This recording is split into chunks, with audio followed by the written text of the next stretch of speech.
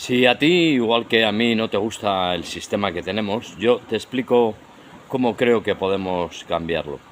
Si todos los españoles cambiamos nuestro esquema mental de voto y dejamos de pensar que hay que votar o a uno o a otros de los grandes, y entonces empezamos a pensar que a lo que hay que votar mejor es a partidos pequeños, difuminar nuestro voto entre muchos partidos pequeños, y consiguiéramos llenar el Congreso con 100 o más partidos pequeños, en los cuales ninguno de los partidos tendría más de 2, 3 o 4 diputados.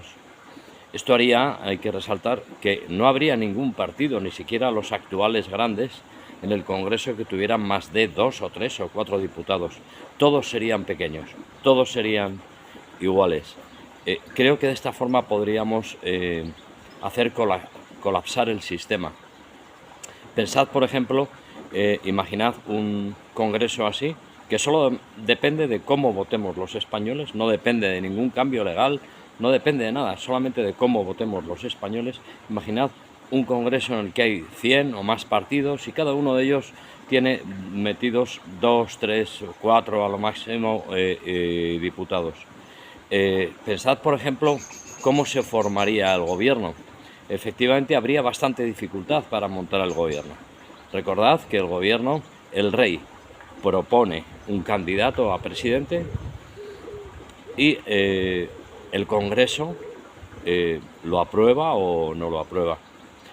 Con un Congreso tan atomizado, ya el rey se vería con un problema. ¿Qué candidato propone? Y en caso de que el rey se decidiera a proponer a un candidato, se podría conseguir un acuerdo en el Congreso para que votaran a ese candidato, dada la gran atomización que existiría en el Congreso. Sería difícil, francamente. Esto llevaría a una situación de colapso. Llevaría, tened en cuenta que además la ley no marca un plazo desde que el rey determina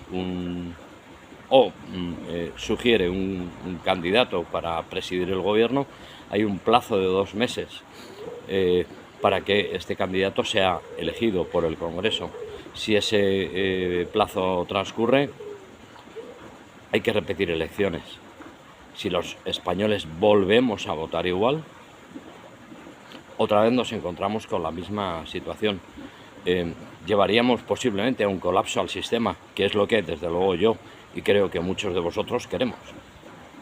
Pero imaginemos que bien, el rey consigue sugerir o proponer un candidato y ese candidato, pese a la gran dispersión de voto que hay en el Congreso, bueno, pues consigue ser aprobado por el Congreso, consigue un acuerdo de la mayoría del Congreso y ese candidato pasa a ser presidente y formar su gobierno.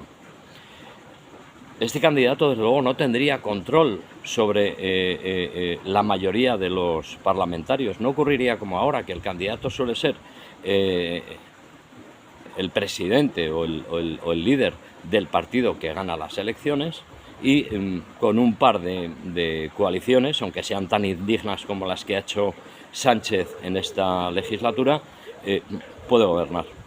En un parlamento tan atomizado, bien, podría ser investido un presidente, pero tendría un control exhaustivo realmente del Parlamento, que es uno de los papeles fundamentales del Parlamento, controlar al gobierno. Obviamente, si el presidente del gobierno controla a la mayoría de los diputados que existen en ese Parlamento, no hay control que valga. Sin embargo, en un Parlamento tan atomizado como el que yo propongo, el presidente no tiene control. Puede tener el control sobre los diputados de su propio partido, que, como hemos dicho, tendría 2, 3, 4 diputados nada más. Podría conseguir alguna alianza, pero sería muy difícil que consiguiera alianzas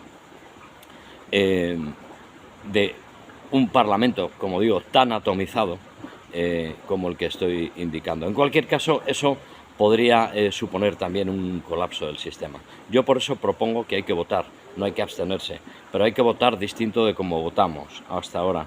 Tenemos que votar a partidos pequeños, a los partidos que casi nadie vota actualmente, a nuevos partidos que se vayan generando, y dispersar mucho nuestro voto. Recuerdo que para esto no hace falta ningún cambio legal, solamente hace falta un cambio de mentalidad de la sociedad española. Buenos días, y no os olvidéis nunca de desobedecer. Desobedece.